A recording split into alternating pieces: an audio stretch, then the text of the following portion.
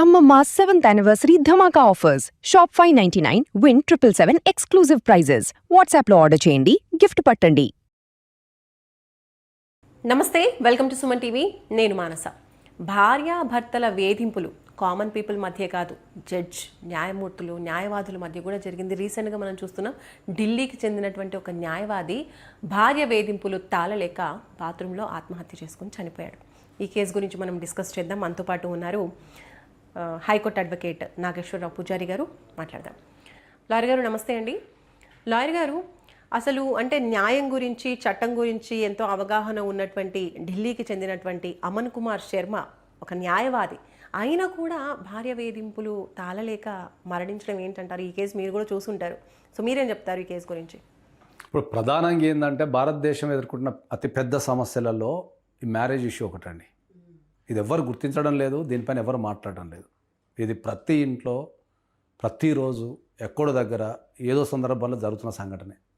Okay, సామాన్య వ్యక్తి నుంచి సెలబ్రిటీల వరకు, ఇంకా గట్టిగా మాట్లాడితే మీరు అన్నట్టు న్యాయవాదులు కావచ్చు, లేకపోతే న్యాయాధికారులు కావచ్చు, జడ్జెస్ కావచ్చు, వీళ్ళందరూ కూడా ఈ పెళ్లి వ్యవస్థ బారిన పడుతున్న సందర్భాలు చాలా ఉన్నాయి. వేధింపులకు గురవుతున్నారు. అవును, వేధింపులకు గురవుతున్నారు. ఎప్పుడైనా కూడా ఏంటంటే సమాజంలో ఈ మ్యాట్రిమోనియల్ చట్టాల మీద అవగాహన లేకపోవడం అనేది అతిపెద్ద లోపం. ఓకే, ఎందుకు అంటే ఏంటంటే ఒకప్పుడు మన సమాజం సాంప్రదాయము, మోరల్స్ మీద బతికిన ఈ సమాజం అనుకోకుండా వచ్చిన చేంజెస్ వల్ల చట్టం పరిధిలోకి రావాల్సి వచ్చింది. ఓకే, ఆ చట్టాన్ని వివరించగలిగే శక్తి కానీ, లేకపోతే ఆ చట్టాల మీద నమ్మకాన్ని కలిగించే శక్తి కానీ చాలామందికి లేకపోవటము, ప్లస్ సామాన్య ప్రజానికానికి ఈ మ్యాట్రిమోనియల్ చట్టాల మీద అవగాహన లేకపోవటము. ఓకే, అందరూ ఏమనుకుంటున్నారంటే ఏంటంటే మ్యాట్రిమోనియల్ చట్టాలు వచ్చేసి ఆడవాళ్ళకే అనుకూలంగా ఉన్నాయి కాబట్టి మగవాళ్ళు ఏం చేయలేరు అనేది బాగా నాటకపోయింది అసలు.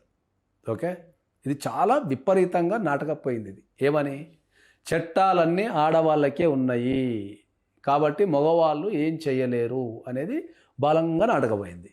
ఏది మన మగవాళ్ళ నుంచి. ఆడవాళ్ళు ఏంది, మాకు ఎన్ని చట్టాలు ఉన్నా ఇప్పటివరకు న్యాయం జరుగుతాం లేదు, పెళ్లిలో అత్యధికంగా లాస్ అయ్యేది మేమే, అన్ని రకాలుగా ఆ చట్టాలు ఏం పనిచేయటం లేదు అనేది ఆడవాళ్ళ వాదన.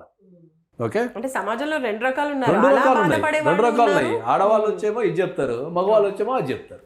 ఓకే, ఈ పరిస్థితి ఎందుకు దాపరించింది అని చెప్పడానికి, ఎందుకు తలెత్తింది అని చెప్పాలి అంటే మనం ప్రధానంగా చెప్పాల్సిన అంశం ఏముంది అంటే ఏంటంటే చట్టాలన్నీ 1955లోనో లేకపోతే ఒక 20 years క్రితమో రాసిన చట్టాలన్నీ. ఓకే, ఒక చట్టం అనేది ఎప్పుడు రూపొందించబడుతుంది అంటే ఆ దేశంలో ఉన్న కాలమాన పరిస్థితులకు అనుగుణంగా ఒక చట్టాన్ని రూపొందించబడుతుంది. కానీ దేశం అనేది ఎవ్రీ 10 yearsకో 15 yearsకో 20 yearsకో అభివృద్ధి చెందే క్రమంలో సమాజంలో మార్పులు వస్తాయి. సమాజంలో మార్పులకి అనుగుణంగా మన మ్యాట్రిమోనియల్ చట్టాలు ప్రజెంట్ సమాజానికి అవసరానికి తగ్గట్టు లేవు. ఇది ప్రధానంగా గుర్తించాల్సిన విషయం. ఓకే, అంటే ఈ చట్టాలన్నీ ఒక 20 సంవత్సరాల నుంచి కిందికి, ఇప్పుడు హిందూ మ్యారేజ్ యాక్ట్ తీసుకుంటే 1955. ఓకే, మనం ఒక 498 తీసుకుంటే 1982 చేసే చట్టం. ఓకే, సో 1982లో ఉన్న పరిస్థితులు ఇప్పుడు ఉన్నాయా అనేది ఒక విషయం. సో ఇప్పుడు ఉన్న సమాజానికి అనుగుణంగా చట్టాలను మార్చాల్సిన అవసరం అనేది ఉంది అనేది 100% అది సత్యం. అది దాన్ని ఎవ్వరూ కాదనలేరు. కానీ ఈ చట్టాల మార్పు గురించి ఎవరు పోరాడుతున్నారు అనేది ఒక పాయింట్. ఓకే, ఎవరి కాళ్ళు కుటుంబ పరంగా నా వరకు సమస్య సాల్వ్ అయితే చాలు అని ఆలోచించే వాళ్ళే తప్ప, మరి ఈ చట్టాల వల్ల సమాజంలో ఇంత అలజడి రేగుతున్నది, ఇంత కన్ఫ్యూజన్ ఉన్నది, యువత పెళ్ళిళ్ళకు భయపడుతున్నారు, పెళ్లి చేసుకున్న వాళ్ళేమో కాపురం చేయడానికి భయపడుతున్నారు, తర్వాత చనిపోతున్నారు, చంపబడుతున్నారు. ఇది ప్రతిరోజు మనము నిత్య జీవితంలో మనం బ్రేక్ఫాస్ట్ చేసినట్టు మనం చూస్తున్నాం తప్ప దీనిపైన సరైన అవగాహన అనేది ఎవరికి లేదు. ఫస్ట్ ఇది మొదటి పాయింట్. రెండోది, మనం చట్టాల గురించి మాట్లాడేటప్పుడు ఏంటంటే పెళ్లి వ్యవస్థలో చట్టాల కంటే ఎక్కువ సమాజంలో గౌరవం, ప్రతిష్టలు అనేది మనకు ఎక్కువ వాల్యూని ఇస్తాయి. ఓకే, మ్యాట్రిమోనియల్ చట్టాలలో ఏమవుతుంది ఏంటంటే మనం ఇప్పుడు ఒక వ్యక్తి పెళ్లి చేసుకున్నాడు అనుకో, వాళ్ళ అమ్మా నాన్నలకో, ఎందుకంటే చిన్నప్పటి నుంచి కనిపించిన అమ్మా నాన్నలకో, లేకపోతే చిన్నప్పటి నుంచి తిరుగుతున్న సిస్టర్స్కో, బ్రదర్స్కో, వాళ్ళకి ఇష్టమైన వ్యక్తులకు ఈ పెళ్లి వల్ల ఇబ్బంది కలిగితే తట్టుకోలేరు. ఓకే, ప్రతి ఒక్కరూ సమాజంలో ఒక గౌరవాన్ని కోరుకుంటారు. ప్రతి ఒక్కరు ఓకే, ఒక పెళ్లి వల్ల ఆ గౌరవం పోతుంది. అరే ఒక పెళ్లి వల్ల ఇప్పుడు ఆ అమ్మాయిపై కంప్లైంట్ చేయడం వల్ల మా అమ్మ నాన్న పోలీస్ స్టేషన్కి వెళ్ళాలన్నా, చిన్నప్పటి నుంచి నన్ను కష్టపడి పెంచారు కదా అనే ఒక భావనతోని అందరూ చాలామంది మ్యాట్రిమోనియల్ చట్టాలలో చాలామంది టైం ఎందుకు వేస్ట్ చేసుకుంటారు ఏంటంటే సమాజంలో చిన్న చూపు చూస్తారేమో, ఓకే పరువు పోతుందేమో అని చాలా మందికి మ్యాట్రిమోనియల్ విషయాల్ని కప్పిపుచ్చుతుంటారు. ఆ కప్పిపుచ్చడం వల్లనే క్రైమ్ అనేది రేట్ పెరుగుతున్నది. ఇది చంపడమో చంపుకోవడమో చచ్చిపోవడమో జరుగుతున్నది. ఇది జరుగుతున్నది దీంట్లో. ఓకే, సో ఈ ఢిల్లీ కేసులో కూడా ఏంటంటే ఒక న్యాయాధికారి అయ్యుండి కూడా, ఓకే ఒక ప్రజలకు న్యాయం చెప్పే ఒక వ్యక్తికి ఒక కష్టం వస్తే ఆ కష్టంలో తల్లిదండ్రుల్ని లేకపోతే అక్క చెల్లెల్ని ఒక న్యాయస్థానం ముంగటనో లేకపోతే ఒక పోలీస్ స్టేషన్ నిలబెడితే ఒక న్యాయాధికారికి ఉండి నేను ఏం సాధిస్తా అనే విషయం పైన వాళ్ళిద్దరి మధ్యలో డిస్ప్యూట్కి నేను చనిపోయి ఉండొచ్చు.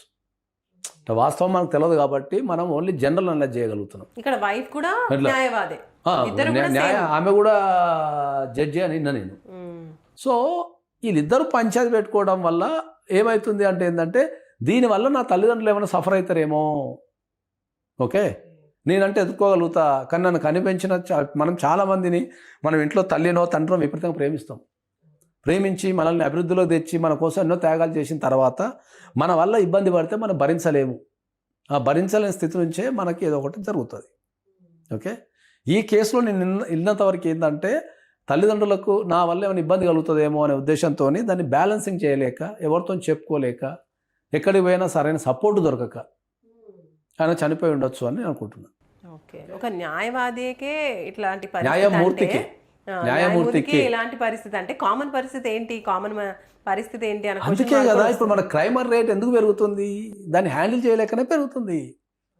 చట్టాల మీద అవగాహన లేకపోవటము, ఓకే దాన్ని హ్యాండిల్ చేయలేకపోవటము, దాని తగ్గట్టు ఏమంటారు ఇప్పుడు మ్యారేజ్ చేసుకునే ముందే మ్యారేజ్ సంబంధించిన చట్టాల గురించి ఒక అవగాహన ఖచ్చితంగా నేను ప్రతి ఒక్కరికి భారతదేశంలో ఉన్న ప్రతి ఒక్కరికి ఏం చెప్తున్నా ఏంటంటే మ్యారేజ్ వ్యవస్థ అనేది కుంటుపడిపోయింది, సక్రమంగా నడవటం లేదు.